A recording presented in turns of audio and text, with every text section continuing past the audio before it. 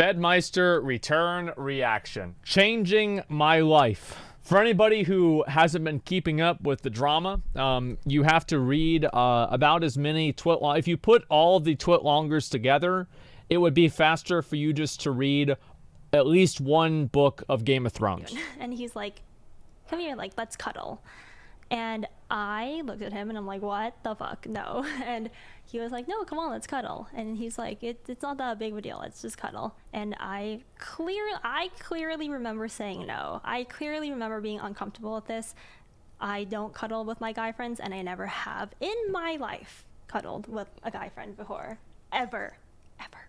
Oh my so God. I remember being very uncomfortable and saying no. Oh my fucking God, man. He eventually was very insistent, and so we cuddled. I was little spoon, he was big spoon. It was extremely awkward. Wait, so we got her to do it? I hated it. We never did it again. I should have seen a bit of the signs where he did kind of push boundaries, or when I would ask him to not do something, there was always like pushback in terms of like he would take off his pants and just have, and then like, cause it's like uncomfortable, or take off his jeans cause it was uncomfortable, right? And then I was kind of like, put it back on, like you're not getting, like that's not it, sort of thing. He's like, but it's uncomfortable, and it's like, so there's like pushback. So that was something that I didn't let him do that, but like the fact that there was like, I was trying to tell him no, and he kept giving this back and forth with me was very frustrating, and that happened a lot. I don't want him.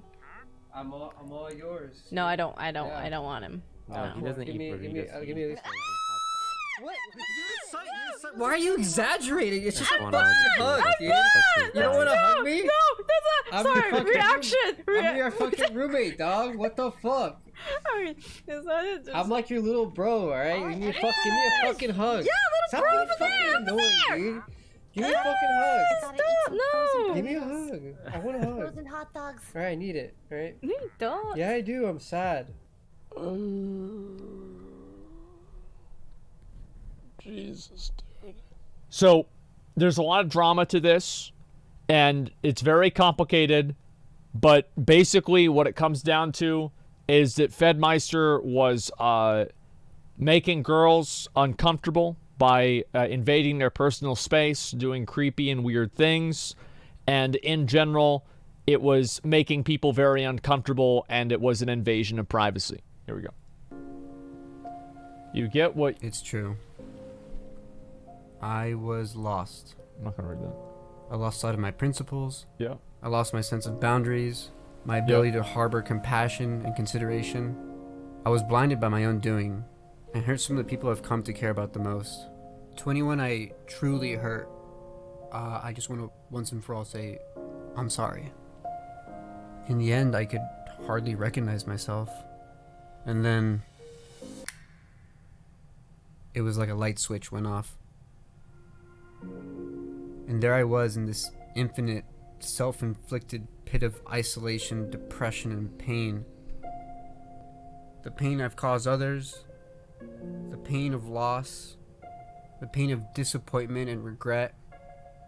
This sort of mental state continued for months. Time felt slow. I didn't want to do anything or be anything. Existing felt pointless and continuously agonizing. I was stuck in this loop, feeling constant shame and unable to forgive myself. You know, for so long I was trying to subconsciously run away from the reality of my situation with food, games, shows, even traveling. Traveling with the few people left who still believed in me. Okay, so we went traveling. Hey, okay. Here we go? Yeah. Wait, what the fuck? Are you like canceled? What are you doing? Wait, what the fuck?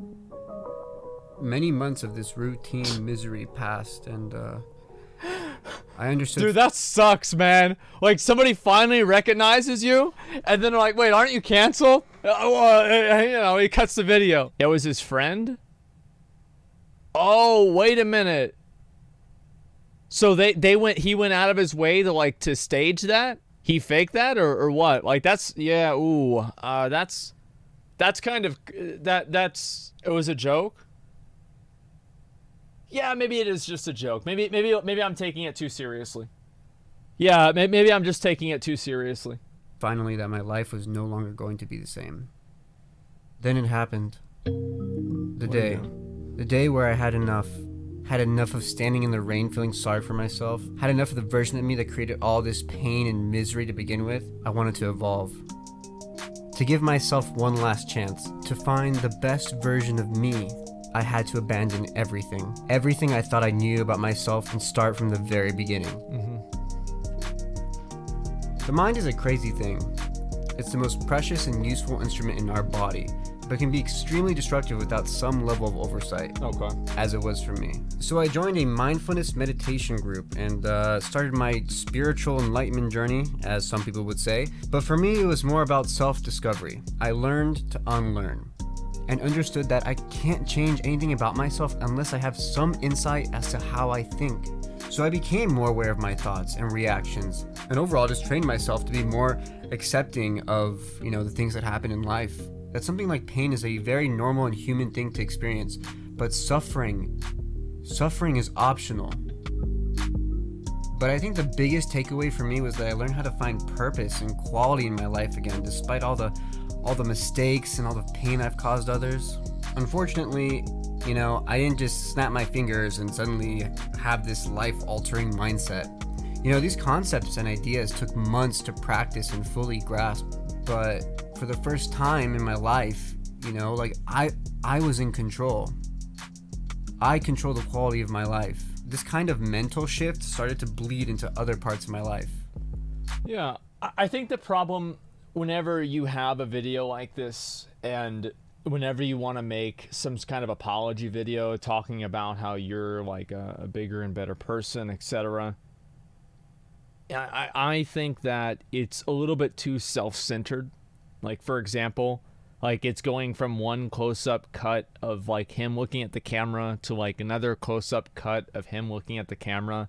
And I understand it's about him, etc., but I feel like if you compare this video, like, maybe we'll have to do a tier list, right, for YouTube apology videos.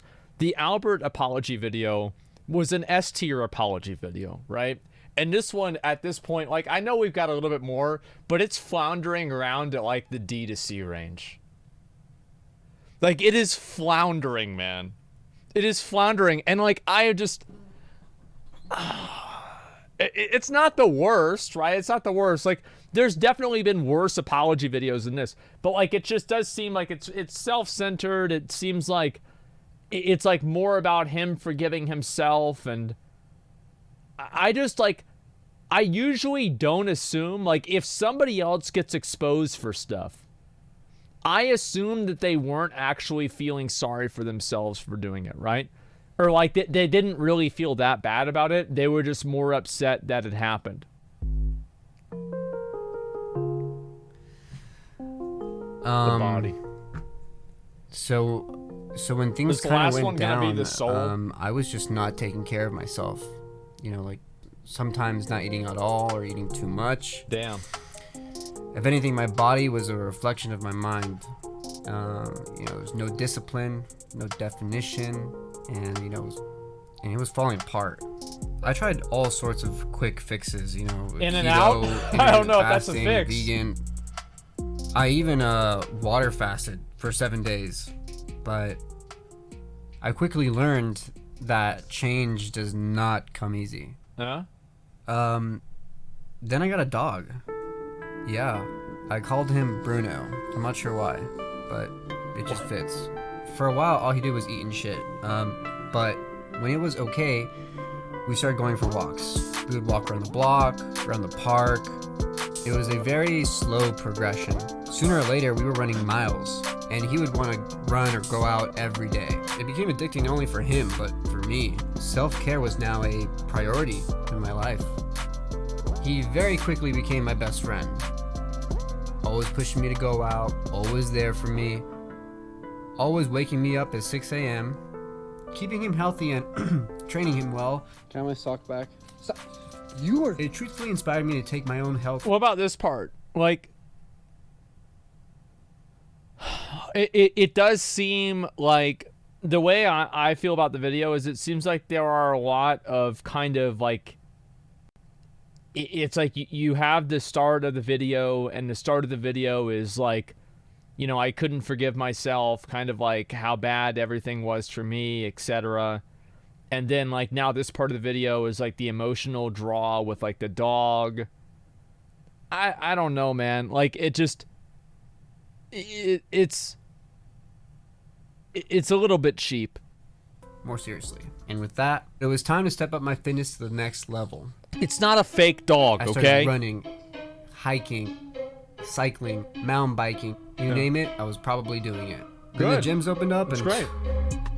I won't lie, I pretty much started going in every day. Every day Right. I hustled. I went to work. Pain went from my worst nightmare to almost comforting. No cheers, no applause. I learned to be my biggest cheerleader, my biggest motivator. That's The good. gym became my therapy, my safe space. A place where I can truly challenge myself and conquer all my demons. Slowly but surely, I started to see change. It was a powerful feeling. Day after day after day after day. Every day was a struggle, every day was pain. To finally understand that running away from pain only delays the inevitable. Growth. Pain is the high cost of growth. Sure, it was good to see my I was so worried that like one of those clips he wouldn't be wearing pants, man. Like I don't know why, but I was just worried it was gonna be like one of them, like he would have like his dick out or something like that. And like there's no reason really for me to think that, and it's like there's no way it was gonna happen. But like that was the first thing, like, oh my god, is it gonna happen? Is he gonna just sneak one in there, you know? body looking better, but I started to actually feel better. I train my mind and body every day to endure anything and everything that's thrown its way. Well, mostly everything. What else? I know a cheap little video I made in a couple hours won't mean jack to most of you, or to the people actually involved. Truthfully, I can't ask for forgiveness from anyone. I know the only thing that will show my improvement are my actions. Yeah, But I it's do true. for now hope what little I've shown you today is enough for you to believe that I'm on my journey to be the best me. I'm always growing, always learning, and unlearning. I just want to make people laugh again, man. I want to make people happy again. But now I also want to inspire people to be better. To, like me, seek to be the best version of themselves. That's the kind of energy I'm choosing to put out in the world, and I'm happy with that. Okay. So, I think that the video is, there's a lot of self-aggrandizement in the video. There's a lot of, it's like self-centered a lot. You have like the emotional draw of the dog. I think people kind of can see that and see it's a little bit cheesy, etc. Here's my advice to Fed, if Fed ever watches this. Just come back and don't be a fucking creep and make good content. And that's the best apology video that you can make. Like, we don't need to find out about how you fucking went and talked to the Dalai Lama. This is new age, disconnected from reality, celebrity mumbo jumbo that the average audience, viewer, listener, not only does not resonate with, but actively resents. Like, it's not good to do that. Like, people don't appreciate that. They find it off-putting and weird. So, I think Fed, like, I was friends with Fed for a while, right? I was. And I'm not saying, like, I don't want anything bad to happen to him or anything like that. But what I have to say is, like, the video was like, I think that the way he approaches things and the way he reacts on his stream and how things go, that is his real apology video. That's the real apology video. It's not about, like how many miles he runs or how much weight he lifts or how many dogs he adopts. It's about how he acts differently and how he treats people. I know that there were like little things with him, like keeping people up at night and like in his house, and then the big things with like the obvious, like the twit longer stuff. And that's the kind of stuff that people really didn't like. And I think the reason why this video was not received very well is that this video played into the same base impulse that those bad actions were caused by, and that is indulgence. It is indulgence of doing whatever I want to do without worrying about other people, doing whatever I want to do without worrying about how it makes other people feel. And this video kind of did have the same like core impulse and vibe to it. And I think also whenever you make a video like this, you have to understand that, and this is dumb, right? This is dumb, but it's true. The reality is that for the past year or so, you've had you've had the pandemic. You've had people lose their jobs, be isolated at home. And I think that it does create resentment whenever they see somebody who they view as privileged or they view as having a lot of opportunities in life. I spent a lot of that time riding around, around the city, like with like his friends. And I don't know like the timeline for a lot of these things. I have no idea. He could have done all of this in the past 3 weeks whenever everybody was vaccinated. I'm not sure, but that's not how it's going to be perceived.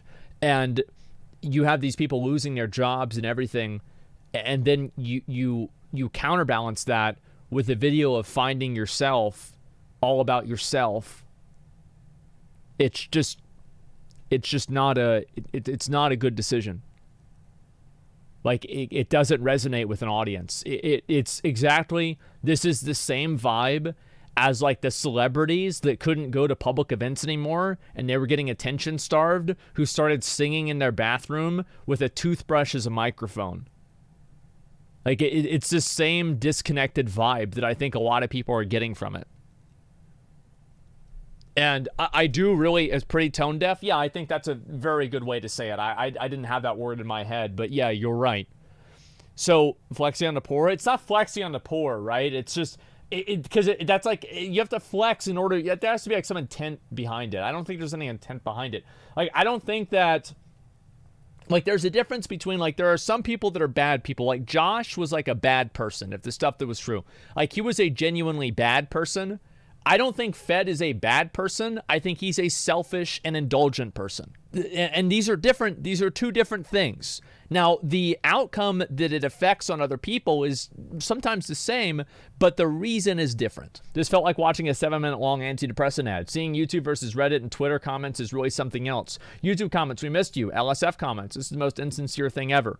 Well, obviously it is, because LSF is not a curated audience of people who like his content in the same way that his own personal YouTube channel is. That makes perfect sense.